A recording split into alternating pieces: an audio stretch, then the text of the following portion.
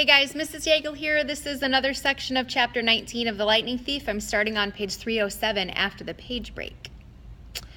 The Furies circled the parapets high in the gloom. The outer walls of the fortress glittered black, and the 2-story tall bronze gates stood wide open.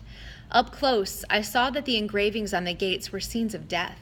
Some were from modern times, an atomic bomb exploding over a city, a trench filled with gas mask-wearing soldiers, a line of African famine victims waiting with empty bowls, but all of them looked as if they'd been etched into the bronze thousands of years ago. I wondered if I was looking at prophecies that had come true. Inside the courtyard was the strangest garden I'd ever seen. Multicolored mushrooms, poisonous shrubs, and weird luminous plants grew without sunlight. Precious jewels made up for the lack of flowers. Piles of rubies as big as my fist, clumps of raw diamonds. Standing here and there like frozen party guests were Medusa's garden statues, petrified children, satyrs, and centaurs, all smiling grotesquely. In the center of the garden was an orchard of pomegranate trees, their orange blooms neon bright in the dark. The Garden of Persephone, Annabeth said. Keep walking. I understood why she wanted to move on. The tart smell of those pomegranates was almost overwhelming. I had a sudden desire to eat them, but then I remembered the story of Persephone. One bite of underworld food, and we would never be able to leave. I pulled Grover away to keep him from picking a big, juicy one. We walked up the steps of the palace between black columns, through a black marble portico, and into the house of Hades. The entry hall had a polished bronze floor, which seemed to boil in the reflected torchlight. There was no ceiling, just the cavern roof far above. I guess they never had to worry about rain down here. Every side doorway was guarded by a skeleton in military gear. Some wore Greek armor, some British redcoat uniforms, some camouflage with tattered American flags on the shoulders. They carried spears or muskets or M16s.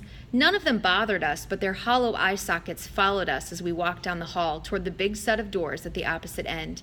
2 U.S. Marine skeletons guarded the doors. They grinned down at us, rocket-propelled grenade launchers held across their chests. You know, Grover mumbled, I bet Hades doesn't have trouble with door-to-door salesmen. My backpack weighed a ton now. I couldn't figure out why. I wanted to open it, check to see if I'd somehow picked up a stray bowling ball, but this wasn't the time. Well, guys, I said, I suppose we should knock? A hot wind blew down the corridor and the doors swung open. The guard stepped aside. I guess that means entrez-vous, Annabeth said. The room inside looked just like in my dream, except this time the throne of Hades was occupied.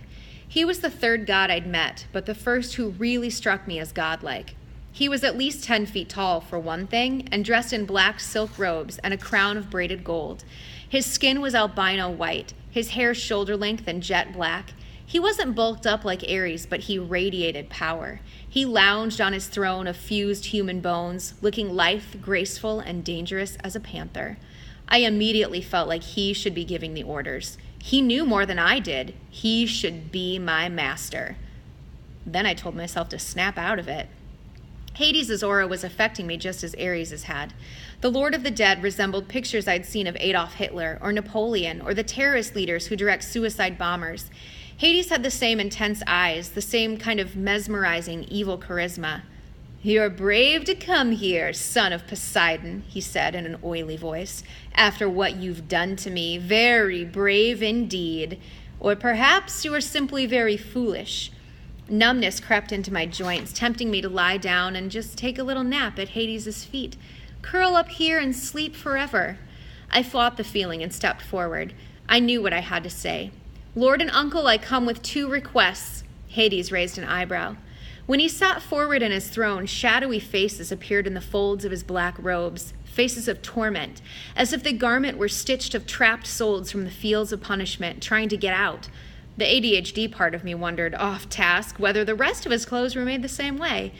What horrible things would you have to do in your life to get woven into Hades' underwear? Ooh.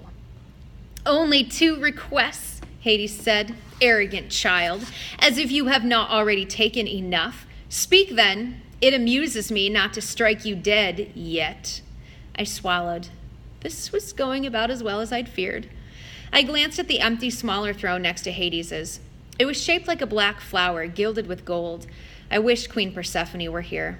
I recalled something in the mists about how she could calm her husband's moods, but it was summer. Of course, Persephone would be above in the world of light, and her mother, the goddess of agriculture, Demeter. Her visits, not the tilt of the planet, create the seasons. Annabeth cleared her throat. Her finger prodded me in the back. Lord Hades, I said.